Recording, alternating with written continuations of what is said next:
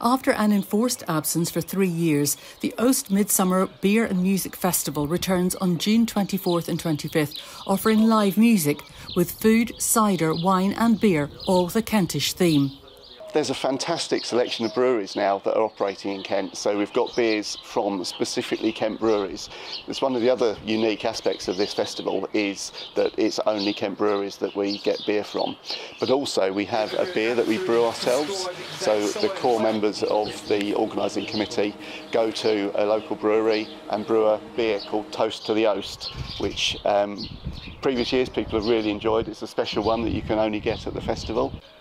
The first Oast Beer Festival took place in 2018 and it's the only one in the UK in such an appropriate place.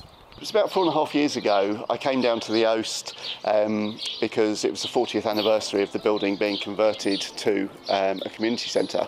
When I saw the building, I looked at it and thought this would be absolutely fantastic to have as a venue for a beer festival. It's an original Kentish Oast and there's no other beer festivals in the UK that take place in an Oast. The previous festivals have been hugely successful, especially from a fundraising perspective. We raised a huge amount of money for the Oast Community Centre so that they are able to maintain the building and keep the operation going.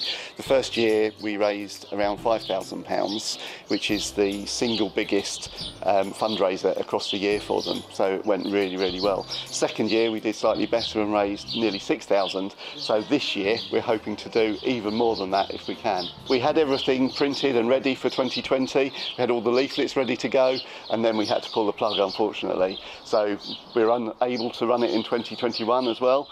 And this year, we're hoping there's a lot of people that want to get back out and start celebrating again and enjoying some real ales that are all from Kent. For the first 70 years after it was built, the Oast processed the ingredients for beer before being bought in the 1970s to become a community centre. Although we still have to raise money, this is actually owned by the community, so it's not a commercial concern. We don't make profit, the money goes back into the building. So it is important, it's very well placed, right next to the station. Plenty of people come here for the things that we have here, so I think it is an important venue. It costs us in the region of $50,000 a year just to keep it as it is, paying insurance, gas bills, electricity bills.